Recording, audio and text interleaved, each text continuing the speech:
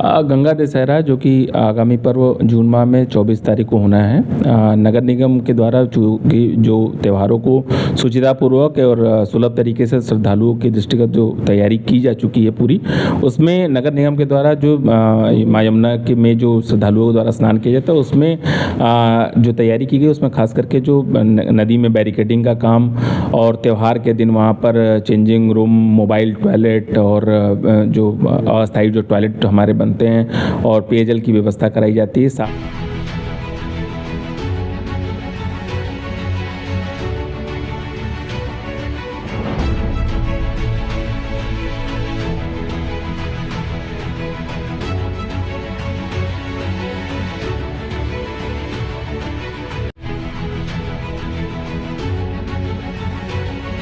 नमस्कार, आप देख रहे हैं अपनी मथुरा न्यूज़। मैं हूं आपके साथ में प्रतीक चतुर्वेदी। देखिए, जिस प्रकार से धर्मनगरी मथुरा में सभी पर्वों को बड़ी हर्षोल्लास के साथ में मनाया जाता है, तो आगामी गंगा दशहरा के पर्व को लेकर यहां नगर निगम के द्वारा लगातार तैयारी की जा रही है। तो उसी संबंध में जानकारी देने के लिए हमारे साथ में नगर निगम के अपर आयुक्त सौरभ कुमार सिंह जी मौजूद हैं। जानेंगे इनसे क्या कहेंगे ये आगामी तैयारियों के एवं गंगा दशहरा के विषय में।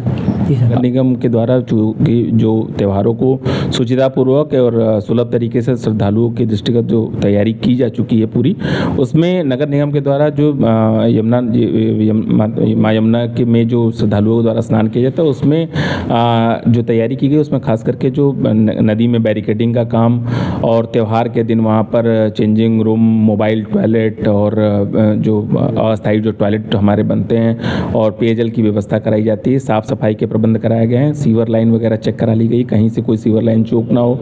शाम को चूँकि जो कुछ श्रद्धालुओं के द्वारा रात से स्नान शुरू कर दिया जाता है, तो रात में पर्याप्त प्रकाश के दोनों पार, पल्ली पार और घाटों पर विशेष रूप से पर्याप्त का अस्थायी और अस्थायी तरीके से प्रकाश के प्रबंध किए गए हैं। साथ ही साथ वहाँ पे जो चेतावनी के बोर्ड लगाए गए हैं कि कोई भी व्यक्ति गहरे पानी में जाकर के स्नान ना करे।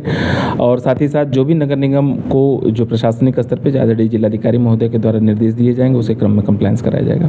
वहीं सर, यहाँ हज़ारों की संख्या में श्रद्धालु माँ यमुना में आस्था की डुबकी लगाते हैं, तो उनके दृष्टिगत किस प्रकार से गोताखोरों की व्यवस्था आपके द्वारा की जा रही है? गोताखोर जो हमारे 6 अस्थायी रूप से जो कार्य करते हैं नगर निगम के द्वारा, साथ ही साथ त्यौहार के दिन चूँकि अतिरिक्त गोताखोर की आवश्यकता पड़ती है, उसमें 20 से 25 के आसपास हम लोग गोताखोर अतिरिक्त उस दिन के लिए हायर करते हैं। वहीं सर, जिस प्रकार से मथुरा वृंदावन में यह पर्व बड़ी हर्षोल्लास के साथ में मनाया जाएगा, तो कितने घाटों को चिन्हित किया है और किस प्रकार से उन घाटों में तैयारियों का कार्य चल रहा है? वैसे मथुरा वृंदावन नगर निगम सीमा क्षेत्र के अंतर्गत कुल लगभग 16 के आसपास घाट हैं, जिनमें प्रमुख जो घाट हैं 2 या 3 ही घाट हैं जहां पर श्रद्धालुओं का फुटफॉल ज़्यादा रहता है। एक तो विश्राम घाट पे और मथुरा में विश्राम घाट और पल्ली पार की तरफ स्नानार्थी आते हैं और साथ ही साथ वही किसी घाट पे इसी तरीके से रहती है भीड़। तो दोनों घाटों पर प्रमुख रूप से प्रबंध है और शेष घाटों पर भी प्रबंध किए गए हैं। धन्यवाद सर। दर्शकों, जिस प्रकार से आपने सुना, ये थे हमारे साथ में नगर निगम के अपर आयुक्त सौरभ कुमार सिंह जी। वहीं इनके द्वारा यह भी बताया गया कि जिस प्रकार से आगामी गंगा दशहरा के पर्व को लेकर यहाँ तैयारियों का माहौल चल रहा है। यहाँ 16 घाटों को चिन्हित किया गया है और उनको सौंदर्यता प्रदान करने का कार्य किया जा रहा है। वह इनके द्वारा आगामी श्रद्धालुओं के दृष्टिगत, उनकी सुविधाओं के दृष्टिगत भी कार्य किए जा रहे हैं और यहाँ आने वाले श्रद्धालुओं को कोई असुविधा ना हो, इसके दृष्टिगत भी नगर निगम के द्वारा लगातार निगरानी रखी जा रही है। फिलहाल के लिए इतना ही। मैं अपने सहयोगी गुलाब सिंह के साथ प्रतीक चतुर्वेदी, अपनी मथुरा न्यूज़ के लिए।